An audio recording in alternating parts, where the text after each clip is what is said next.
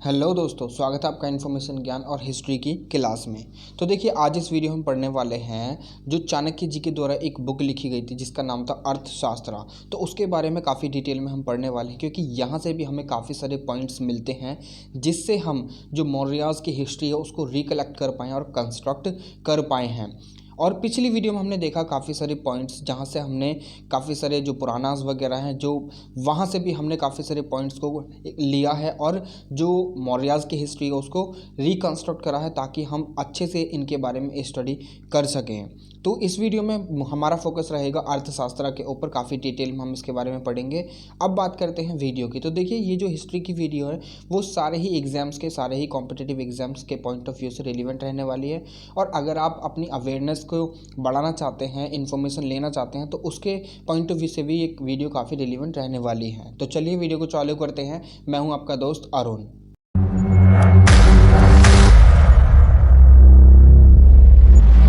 मगर देखिए, ये वीडियो काफ़ी इंटरेस्टिंग रहने वाली है। यहाँ पर मैं आपको काफ़ी सारी चीज़ें समझाने वाला हूँ और काफ़ी सारी चीज़ें बताऊँगा जिन्हें आप कहीं ना कहीं यूटिलाइज़ कर सकते हैं जब एक आप आईएफएस ऑफिसर बनते हैं और एक आईएएस ऑफिसर बनते हैं, क्योंकि वहाँ पर आपका जो काम होता है कहीं ना कहीं जो पॉलिसीज़ फॉर्मुलेशन का होता है।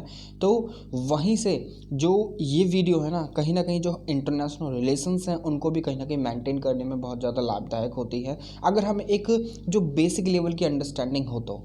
इसलिए हिस्ट्री कहीं ना कहीं बहुत ज़्यादा यूटिलाइज होती है हमारे जो कल्चरल जो आइडियाज़ हैं उनको जानने के लिए, हमारे जो पॉलिटिकल आइडियाज़ थे हमारे एंशिएंट पास्ट में उनको जानने के लिए, और क्या ऐसा हुआ जिनसे कि हम सीख सकते हैं, जिनसे कि हम कुछ ले सकते हैं और उन्हें आज के समय पर इम्प्लीमेंट कर अपनी जो कंट्री की जो पॉलिसीज़ हैं उनको और बेहतर बना सकते हैं।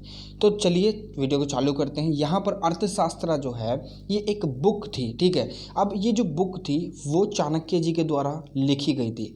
अब चाणक्य जी जो थे वो कौन थे? अब इसकी बात जो है अगर मैं आपसे बात करूं तो जब मैंने आपको नंद डायनेस्टी पढ़ाई थी, यानी नंद साम्राज्य की जब मैंने बात करी थी, तो उसमें मैंने आपको चंद्रगुप्त मौर्य की पूरी हिस्ट्री बताई थी, टोटल हिस्ट्री बताई थी कि चाणक्य जी ने कैसे कैसे जो चंद्रगुप्त मौर्य हैं उनको जो नंद साम्राज्य यानी मगध के थ्रोन पर बैठाया, क्या क्या षड्यंत्र रचे गए, क्या क्या नहीं थे, सारी चीज़ें मैंने आपको बता दी, ठीक है। तो वहाँ पर मैंने आपको एक तरीके से पूरी की पूरी जो स्टोरी थी वो नरेट कर रखी थी कि जो चाणक्य जी थे उनका हाथ कैसे था चंद्रगुप्त मौर्य जी को, सीजीएम बोलते हैं हम उन्हें वैसे शॉर्टकट में, ठीक है। अब चंद्रगुप्त मौर्य जी को उन्होंने कैसे जो मगध का थ्रोन था वहाँ पर बैठाया था, और धननंदा ने कैसे जो चंद्रगुप्त मौर्य जी के जो गुरु थे चाणक्य जी उनकी जो अवहेलना करी थी यानी इंसल्ट करी थी। तो अब उसमें अलेक्जेंडर का रोल कैसे कैसे था, क्या क्या था, वो सारी चीज़ें मैंने आपको ऑलरेडी बता रखी हैं अलेक्जेंडर वाली वीडियो में और धननंदा वाली वीडियो में, यानी नंद डायनेस्टी जब हमने पढ़ी थी। तो काफ़ी डिटेल में मैंने वो वीडियो बना रखी है, आप वहाँ से स्टोरी लाइन पकड़ सकते हैं। यहाँ पर हम डायरेक्टली कूच करेंगे अर्थशास्त्र की तरफ, ठीक है। यहाँ पर हम डायरेक्टली जो चाणक्य जी के वर्क थे उसके बारे में जानेंगे। मगर उसके बाद क्या हुआ था, चंद्रगुप्त मौर्य को जो मगध साम्राज्य का रूलर बनाने के बाद मौर्य साम्राज्य की स्थापना होती है, तो वहाँ पर जो चाणक्य जी थे वो चंद्रगुप्त मौर्य जी के प्रधानमंत्री यानी प्राइम मिनिस्टर बन जाते हैं एज अ ऑफिशियल, ठीक है। तो यहाँ से कहानी चालू होती है। अब उनके द्वारा एक बुक भी लिखी गई थी जिसका नाम था अर्थशास्त्र। अब चाणक्य जी तो उनको कहते ही हैं, उनका दूसरा नाम हुआ करता था रियल नेम विष्णुगुप्त, और कौटिल्य भी उनको बोला जाता था। आप मुझे ये बताइए कि जो महाजनपदा था वो किस महाजनपदा से बिलोंग करा करते थे चाणक्य जी, ठीक है। यानी नॉर्दर्न मोस्ट महाजनपदा हुआ करता था, उससे नीचे ही एक महाजनपदा आता था, ठीक है। वहाँ के वो क्या नाम है टीचर हुआ करते थे, एक यूनिवर्सिटी हुआ करती थी, उसका भी नाम आप मुझे कमेंट बॉक्स में कमेंट कर बताइएगा। अब ये जो अर्थशास्त्र बुक है जो चाणक्य जी के द्वारा लिखी गई थी, अब इसमें बेसिकली क्या क्या चीज़ें लिखी गई हैं, काफ़ी सारी चीज़ें लिखी गई हैं related to administration, economic life और सोशल लाइफ वगैरह वगैरह, बहुत सारी चीज़ें लिखी गई हैं, ठीक है। अब यहाँ पर जो एक कंट्री है यानी एक स्टेट जब क्रिएट हुए थे, महाजनपदा क्रिएट हुआ था, उसके बाद एक साम्राज्य की स्थापना हुई थी। अब उस साम्राज्य के दूसरी जो प्रिंसिपैलिटीज़ हैं, दूसरे जो स्टेट्स हैं, उनके साथ रिलेशंस किस प्रकार के होने चाहिए और कैसे उनको एकदम जैसे कठोर बनाया जा सकता है, अच्छे से बिल्डअप करा जा सकता है। तो वो सारी चीज़ें यहाँ पर चाणक्य जी के द्वारा बताई गई हैं। यहाँ पर चाणक्य जी कहते हैं कि अर्थ का एक्चुअल में जो रियल मतलब होता है वो होता है वेल्थ, और शास्त्र का मीन होता है हाउ टू एक्वायर इट। ठीक है, अब शास्त्र का तो सिंपली हम समझ ही सकते हैं कि हाँ, शास्त्र मतलब कुछ ना कुछ चीज़ें ऐसी लिखी गई हैं कि उससे रिलेटेड हैं। ठीक है, उसके बारे में एक डीप नॉलेज। वहीं पर अर्थ का मीन है कि अर्थ का मतलब वेल्थ को एक्वायर करना, उसके बारे में नॉलेज।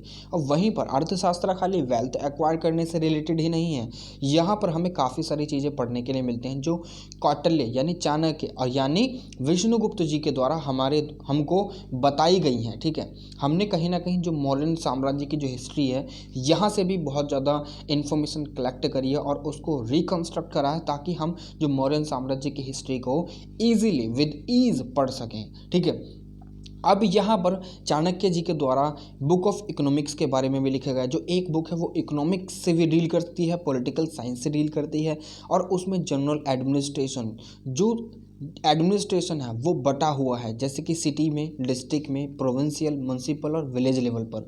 तो इन सारी चीज़ों से भी जो बुक है ये डील करती है, पहली बुक। ठीक है, अब जो दूसरी बुक है, यानी काफ़ी सारी बुक में से एक बुक है जो कहीं ना कहीं काफ़ी सारी चीज़ों से डील करती है, और ये चैप्टर्स में डिवाइडेड है।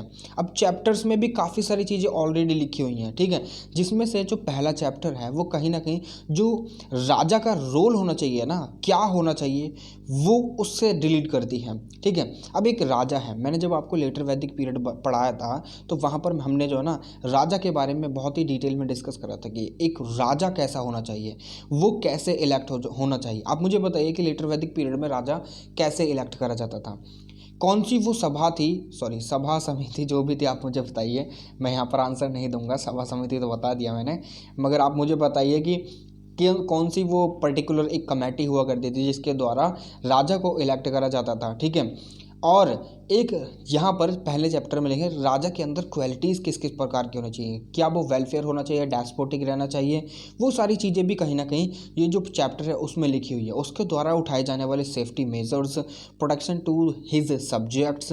ठीक है, अब कंटेंटमेंट भी देखा जाता है कि हाँ, पीपल जो है उसके अंडर जितने भी प्रजा है उसकी, वो खुश है या नहीं है। अब जब राजा वॉर में जा रहा है तो उसके द्वारा कौन कौन सी स्ट्रेटजीज वगैरह तैयार करी जा रही हैं, वो सारी चीज़ें भी यहाँ पर लिखी गई हैं। अब जैसे कि हमारी कंट्री में देखा जाता है, हमारी कंट्री में जो प्रेसिडेंट होते हैं उनको the first citizen of India कहा जाता था। तो यहाँ पर भी सेम चीज़ यहाँ पर फॉलो करी गई है कि जो किंग है ना वो फर्स्ट सिटीज़न होगा, जो जनपद है, महाजनपद है, यानी साम्राज्य का। तो इसके साथ साथ काफ़ी सारी चीज़ें हैं जो कहीं ना कहीं किंग के रोल को डिफाइन करती हैं। ठीक है, वो सारी चीज़ें यहाँ पर चैप्टर फर्स्ट में लिखी गई हैं। और जो चैप्टर सेकेंड है वो कहीं ना कहीं इकोनॉमिक पॉलिसीज से डील करता है, जैसे कि अब एक स्टेट उसकी इकोनॉमिक पॉलिसी किस प्रकार की रहनी चाहिए जो दूसरा स्टेट है उसके प्रति, जैसे कि क्या करें कि जो पीपल हैं यानी सब्जेक्ट्स जो हैं किंग के, उनके अंदर एक तरीके से जो भावना होती है ना, वो एक लॉयल्टी क्रिएट करी जा सके और जो प्रोस्पेरिटी लेकर आई जा सके जनपद में यानी साम्राज्य में और स्टेट में। तो वो सारी चीज़ें यहाँ पर लिखी हुई हैं। और यहाँ पर जो टैक्स है उसको बोला गया है कि ये जो है ना टैक्स, अब सिंपल सी बात है, अब यहाँ पर एक चीज़ आपको समझनी है, मैंने लेटर वैदिक पीरियड में भी आपको समझाया था कि जो टैक्स है ना वो कहीं ना कहीं पहली इनकम हुआ करता था स्टेट के डेवलपमेंट पे, और स्टेट की जो इनकम हुआ करती थी वो टैक्स से आती थी। सबसे पहले इनकम टैक्स ही हुआ करता था। ठीक है, क्योंकि अब उस समय पर मतलब उस समय पर पैसे भी नहीं ज़्यादा हुआ करते थे, यानी कॉइन का भी ज़्यादा प्रसाव नहीं, वो कहते हैं फैलाव नहीं था। तो इसी वजह से जो टैक्स था वो कहीं ना कहीं सबसे ज़्यादा जो काइंड है ना, यानी जो पेरिशेबल आइटम्स और नॉन पेरिशेबल आइटम्स थे उनके रूप में दिया जाता था। ठीक है, अब एक चीज़ मैंने आपको वहाँ पर बताई थी कि वहाँ पर एक चीज़ प्रैक्टिस होती थी, दैट इज़ द भागा। आप मुझे बताइए कि लेटर वैदिक पीरियड में भागा किससे रिलेटेड है। ठीक है, फिर मैं आपको अगली वीडियो जो आएगी हमारी उसमें मैं आपको एकदम डिटेल में बताऊंगा कि यहाँ पर भागा किससे रिलेटेड है, क्योंकि आगे चलकर जो है ना कहीं जो अर्ली वैदिक पीरियड थे वहाँ पर भागा की डेफिनेशन कुछ और थी, लेटर वैदिक पीरियड में भागा की डेफिनेशन कुछ और थी, और यहाँ पर जो भागा है उसकी कुछ डेफिनेशन अलग है। ठीक है, अब चलते हैं आगे। अब यहाँ पर टैक्स जो इवेजन हुआ करता था, अब टैक्स जो है वो एक फर्स्ट यानी प्राइमरी इनकम है एक स्टेट की। तो यहाँ पर अगर कोई भी टैक्स को इवेड करता था यानी कोई भी अगर टैक्स नहीं देता था तो कहीं ना कहीं वो जो है ना एक क्रिमिनल ऑफेंस के रूप में कंसीडर करा जाता था। अब उसके लिए पनिशमेंट भी तो फिर सीवियर ही होंगी। तो ये सारी चीज़ें जो है ना कहीं ना कहीं चैप्टर जो सेकंड था बुक का उसमें लिखी हुई हैं। अब जो थर्ड चैप्टर है वो एस्पियोनेज यानी एस्पियोनेज क्या होता है वो अभी मैं बताऊंगा, और विश कन्या से डील करता था। विश कन्या आपको नाम याद आया?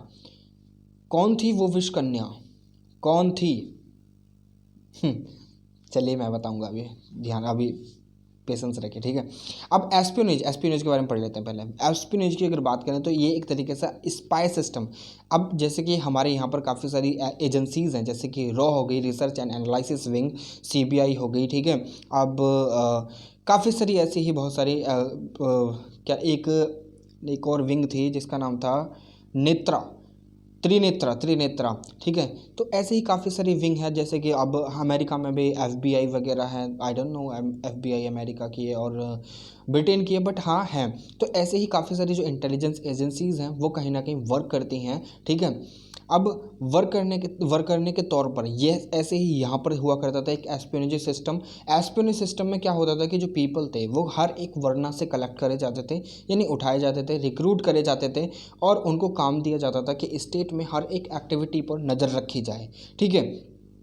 हर एक फैमिली में एक स्पाई हुआ करता था ताकि जो स्टेट के अंदर होने वाली कुछ भी गतिविधि, कोई भी अनसर्टेन एक्टिविटी पर नज़र रखी जाए और उसको तुरंत की तुरंत टैकल करा जाए उस गतिविधि से, ठीक है। तो ये सारी चीज़ें यहाँ पर भी प्रिवेल हुआ करती थी। अब ये जो स्पासाज हुआ करते थे वो कौन ओन कर सकता था? एक किंग ओन कर सकता था, यानी किंग तो होगा ही होगा, मगर मिनिस्टर्स, नोबल्स भी ओन कर सकते थे, ताकि वो चीज़ों पर डायरेक्टली नज़र रख सकें और डायरेक्टली उन चीज़ों को किंग को रिपोर्ट कर सकें। तो ये था एस्पियोनेज सिस्टम। मगर यहाँ पर विश कन्या का मतलब क्या है? देखिए चैप्टर थर्ड में विश कन्या की जितनी भी ड्यूटीज़ हैं वो सारी चीज़ें लिखी हैं, उसकी सैलरीज वगैरह के बारे में सारी चीज़ें डिफाइन कर रखी हैं, ठीक है। अब विश कन्या तानिया नाम याद आया कुछ? चलिए इसके रिगार्डिंग जो है ना मैं आपको एक वीडियो देता हूँ, आप उसे देखिए जब आपको पता चलेगा, ठीक है। क्योंकि उसमें मैंने काफ़ी डिटेल में विश कन्या के बारे में बता रखा है कि उनका काम क्या हुआ करता था। तो वो वीडियो है हरियंका डायनेस्टी, ठीक है, हरियंका और शिशुनागा डायनेस्टी से रिलेटेड। तो आप उस वीडियो को ज़रूर से देखिए, ठीक है। उसका जो लिंक है मैं ऊपर आई बटन में भी दे दूँगा, तो वहाँ से आप डायरेक्टली उससे कनेक्ट हो सकते हैं, वीडियो से, और उसे वॉच आउट कर सकते हैं, ठीक है। तो चलते हैं आगे।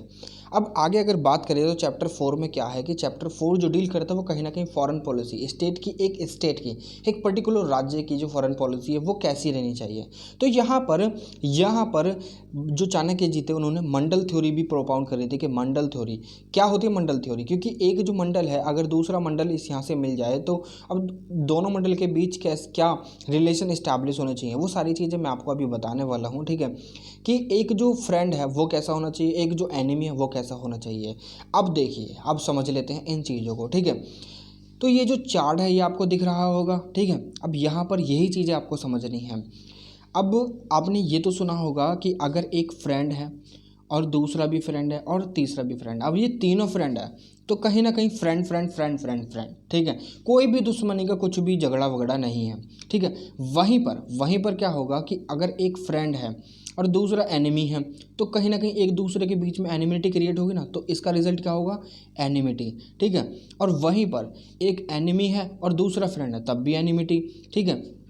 और अगर दो एनिमी हैं और मतलब दुश्मन दोस्त होते हैं, मानकर चलिए यहाँ पर मैं आपको एक चीज़ बताता हूँ। मानकर चलिए ए है और ये बी है, मैं एक मिनट मार्कर चेंज करता हूँ तब आपको समझ में आएगा। मान के चलिए ये ए है और ये बी है, ठीक है, और ये सी है। अब ए जो है वो बी का दुश्मन है, ठीक है। अब सी जो है वो भी बी का दुश्मन है, सॉरी बी जो है ना ए और सी का दुश्मन है, ठीक है, ये ध्यान रखिए। बी जो है ए और सी का दुश्मन है, तो दोनों का दुश्मन कॉमन हुआ ना। अब जब दोनों का दुश्मन कॉमन है तो ए और सी फ्रेंड हुए ना। तो यहाँ पर यही चीज़ डिफाइन कर रखी है कि अगर मानकर चलिए पहले जो हुआ करता था मगध जो था वो अवंती का कट्टर दुश्मन हुआ करता था, ठीक है। अवंती जो महाजनपद हुआ करता था उसका दुश्मन हुआ करता था। वहीं पर मगध के साथ काशी भी था, मल्ला भी था, वैशाली भी था, मतलब वैशाली की जो वैशाली तो कैपिटल हुआ करती थी। अब मुझे बताइए वैशाली जिसकी कैपिटल थी वो जो महाजनपद आता है उसका नाम क्या था? चलिए मैं ही बता देता हूँ, चलिए आपको ज़्यादा दिक्कत करने की ज़रूरत नहीं है। वज्जी नाम था, ठीक है। वज्जी भी मगधा के साथ ही हुआ करता था। तो कहीं ना कहीं अब जब मगधा की एनिमिटी अवंती के साथ है तो जो और महाजनपदास हैं तो उनका भी तो दुश्मन डायरेक्टली यही हो जाएगा। जब इनका दुश्मन, तो अगर कोई भी मानकर चलिए यहाँ पर वज्जी है, वज्जी जो है ना मगधा का फ्रेंड है, तो इसका मतलब क्या हुआ कि वज्जी की जो दुश्मनी है वो अवंती के साथ इनडायरेक्टली हो ही जाएगी। क्योंकि यहाँ पर अगर मगधा के साथ वज्जी को अपने जो रिलेशंस है वो अच्छे इस्टेब्लिश करने हैं तो अवंती से तो दुश्मनी मोल लेनी ही पड़ेगी। तो इसलिए पहले क्या होता था, उस टाइम जब महाजनपद आते तो मगध जो है ना उस समय पर बहुत ही पावरफुल महाजनपदा हुआ करता था। तो यहाँ पर यही बात कहती है कि यहाँ पर काफ़ी सारे इंटरेस्ट जो है ना कन्वर्ज करते हैं अगर हमें एक जो कंट्री है और दूसरी कंट्री के बीच में रिलेशंस इस्टेब्लिश करते हैं। जस्ट अगर मैं प्रेजेंट डे का एग्जाम्पल लूँ, यहाँ पर हमारा इंडिया है और यहाँ पर हमारा चाइना है, ठीक है। अभी जो ग्लोबलाइजेशन की वजह से हर एक कंट्री एक दूसरी कंट्री के ऊपर डिपेंडेंट है, इंटरडिपेंडेंट है। हम सारे सभी एक दूसरे की जो कंट्रीज़ हैं एक दूसरे के ऊपर डिपेंडेंट है। अब वो किस लिए? Just because of allocation of resources. जो रिसोर्सेज हैं वो कहीं ना कहीं हर एक कंट्री में हर एक प्रकार के रिसोर्सेज नहीं पाए जाते, अलग अलग कंट्री में अलग अलग प्रकार के रिसोर्सेज पाए जाते हैं। अब एक कंट्री को जो रिसोर्स ए है उसकी भी ज़रूरत है और रिसोर्स बी है उसकी भी ज़रूरत है, मगर एक ये जो कंट्री है इसमें जो ना रिसोर्स सी पाया जाता है खाली। अब ये जो रिसोर्स ए है वो चाइना में पाया जाता है और रिसोर्स बी है वो ऑस्ट्रेलिया में पाया जाता है। तो अब रिसोर्स ए को हासिल करने के लिए और रिसोर्स बी को हासिल करने के लिए जो कंट्री एक है इसको जो चाइना और ऑस्ट्रेलिया के साथ रिलेशंस भी तो इस्टेब्लिश करने होंगे। तो कहीं ना कहीं यहीं से रिलेशंस निकल कर चलते हैं। अपना जो इंटरेस्ट है ना वो कन्वर्ज होता तभी हम रिलेशंस इस्टेब्लिश करने पर जो आतुर होते हैं, ठीक है, तभी हम रिलेशन इस्टेब्लिश कर पाते हैं अच्छे से। क्योंकि जो सी कंट्री है, चाइना कंट्री है और जो ऑस्ट्रेलिया कंट्री है उसको भी तो सी की जो रिसोर्स है, सी जो रिसोर्स है वो उसकी भी तो ज़रूरत पड़ेगी। तो चाइना को ए के साथ यानी एक जो कंट्री है उसके साथ रिलेशंस इस्टेब्लिश करने होंगे और ए को भी। क्योंकि यहाँ पर देखा जाए तो जो ए कंट्री, अगर हम इंडिया की बात करें, इंडिया जो कंट्री है वहाँ पर मार्केट काफ़ी प्रचुर है, यानी बहुत ही बड़ी मात्रा में एक एम्पल अमाउंट में मार्केट अवेलेबल है। तो चाइना को अपने प्रोडक्ट्स को बेचने के लिए, सेल आउट करने के लिए इंडिया की ज़रूरत है। वहीं पर ऑस्ट्रेलिया जैसी कंट्रीज़ को भी और न्यूजीलैंड जैसी कंट्रीज़ को भी।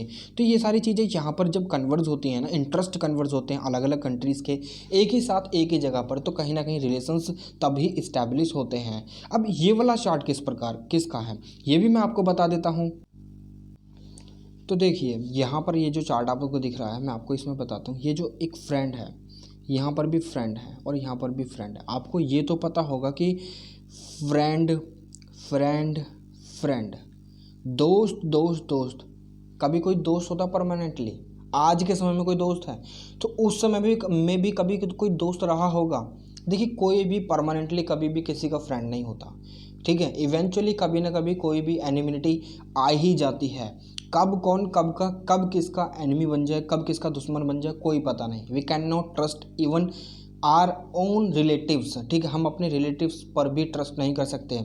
अगर एग्जांपल दूं, रेप के जो केसेस आते हैं सबसे ज़्यादा रिलेटिव्स के, जो हमारे रिलेटिव्स होते हैं ना, जैसे कि मानकर चलिए एक गर्ल है, फीमेल है और उसको कहीं पर छोड़ दिया और उसके रिलेटिव्स ही कहीं ना कहीं उसको जो शोषण में कहीं ना कहीं भागीदारी होते हैं। ज़्यादातर यही चीज़ें हमें देखने के लिए मिलती हैं न्यूज़पेपर्स में आए रोज़ तीसरे दिन, ठीक है। तो कहीं ना कहीं ये भी यहाँ से पता चलती है, जो अर्थशास्त्र में चाणक्य जी के द्वारा कहा गया है कि फ्रेंड तो 3 जो जने हैं वो कभी भी परमानेंटली फ्रेंड नहीं होने के, तो इसलिए एनिमिटी तो आनी जरूरी ही है।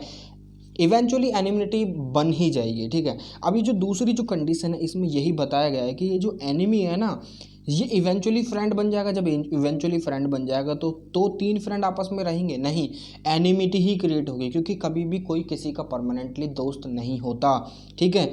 सबके इंटरेस्ट कहीं ना कहीं कन्वर्ज करते हैं और कहीं पर डाइवर्ज होते हैं। तो उन चीज़ों को एक बैलेंस क्रिएट करने के लिए एनिमिटी जरूरी ही होती है। तो रिजल्ट क्या होगा? एनिमिटी, ठीक है। अब तीसरी सिचुएशन देखें, तीसरी सिचुएशन भी सेम है, मगर ये जो चौथी सिचुएशन है उसमें कहीं ना कहीं जो फ्रेंड है वो कहीं ना कहीं लास्ट में क्या हो जाएगा? एनिमिटी में क्रिएट हो जाएगा, ठीक है।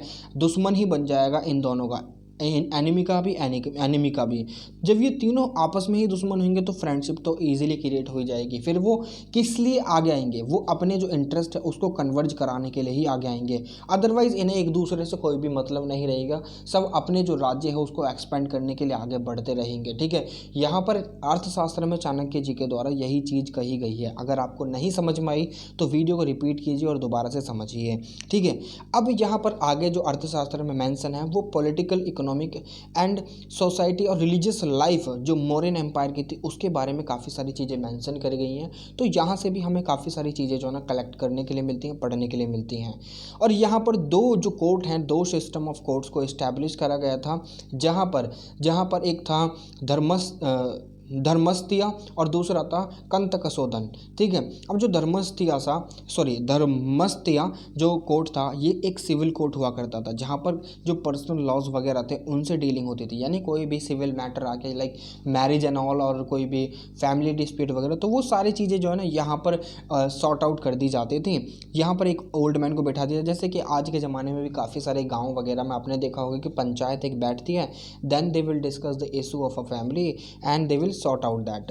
तो ये पर्टिकुलर थिंग्स जो थी वो यहाँ पर भी प्रैक्टिस होती थी और यहीं से ये सारी चीज़ें आज भी हमारे यहाँ पर जो ग्राम पंचायत होती हैं वो चली हुई आ रही हैं। अब कंतकशोधन जो था, जो यहाँ पर एक जो इशूज़ डिस्कस करे जाते थे वो कहीं ना कहीं क्राइम से रिलेटेड हुआ करते थे। अगर कोई भी, जैसे कि अभी एक पत्नी है उसके ऊपर जो है ना काफ़ी ज़्यादा अत्याचार वगैरह करा गया और उसके बाद उसकी मृत्यु वगैरह हो जाती है, तो उसी से कहीं ना कहीं रिलेटेड ये सारी चीज़ें यहाँ पर डील करी जाती थी। अब इसको कौन प्रिजाइड करता था, इसको करते थे प्राइम मिनिस्टर यानी चाणक्य जी। ठीक है, एक प्राइम मिनिस्टर यानी प्रधानमंत्री के द्वारा इस जो कोर्ट हुआ करता था इसको प्रिजाइड करा जाता था और यहाँ पर डेथ पेनल्टी का भी एक प्रोविज़न हुआ करता था।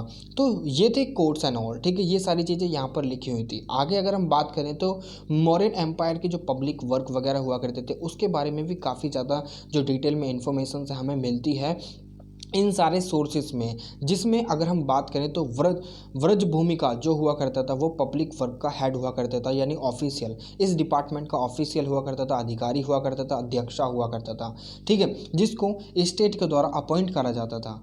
अब देखिए यहाँ पर अगर हम बात करें अर्थशास्त्र की, तो अर्थशास्त्र कहीं ना कहीं एक जो एम्पल अमाउंट में काफ़ी ज़्यादा इन्फॉर्मेशन प्रोवाइड कराती है हम लोगों को, ताकि हम जो मौर्यास की हिस्ट्री है उसको एकदम डिटेल वे में पढ़ सकें और उसको रिकंस्ट्रक्ट कर सकें। ठीक है, यहाँ पर जो स्टेट की ट्रूथफुलनेस और इंटीग्रिटी और इंटेलिजेंस वगैरह जो मिनिस्टर हुआ करते थे स्टेट में, उनकी ये सारी चीज़ों को भी मेंशन करा गया है। आगे हम पढ़ेंगे जो 27 अध्यक्षास वगैरह थे वो भी सारी चीज़ें जो है ना काफ़ी सारे सोर्सेज में से हमने कलेक्ट करी है और उसको जो है ना रिकन्स्ट्रक्ट कर और हमने पढ़ने लायक उसे बनाया है। ठीक है, वैसे तो पढ़ने लायक ऑलरेडी है, हमने नहीं, मतलब हिस्टोरियंस थे। ठीक है, मैं यहाँ अपनी बात नहीं कर रहा हूँ, हमने कहीं ना कहीं ये सारी चीज़ें जो ना हमें कहाँ से मिली हैं, इन सारे सोर्सेज से ही मिली हैं। ठीक है, तो यहाँ पर हिस्टोरियंस ने काफ़ी सारी चीज़ें यहाँ पर लिखी हैं। एक तरीके से अगर हम अर्थशास्त्र की बात करें तो अर्थशास्त्र में जो चाणक्य जी ने लिखी है ये भी एक तरीके से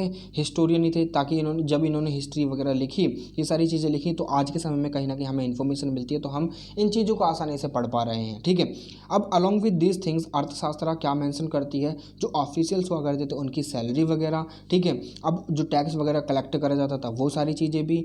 ठीक है, लैंड वगैरह जो थी उसको भी कलेक्ट करना, और यहाँ पर जो मूवमेंट हुआ करती थी फॉरेनर्स की वो भी सारी चीज़ें यहाँ पर कवर अप करी गई हैं।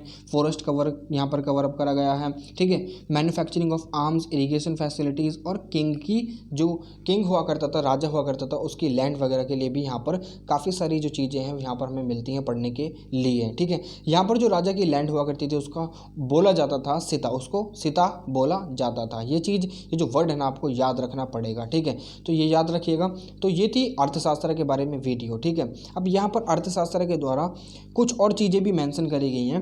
तो यहाँ पर अर्थशास्त्र में ये कहती है कि जो आर्मी हुआ करती थी ना वो कहीं ना कहीं जो मौर्यन साम्राज्य था उसकी बैकबोन हुआ करती थी। ठीक है, यहाँ पर आर्मी में काफ़ी जो विंग्स हैं वो इंक्लूडेड थी, जैसे कि इन्फेंट्री, कैवलरी, चैरियोट्स और एलिफेंट्री। कहीं ना कहीं ये जो 4 विंग्स थी यही जो मौर्यन एम्पायर था उसकी बैकबोन को क्रिएट करा करती थी। यहाँ पर इन 4 विंग्स को बोला गया है चतुरंगशाला। ठीक है, जिसको किंग के द्वारा हेड करा जाता था।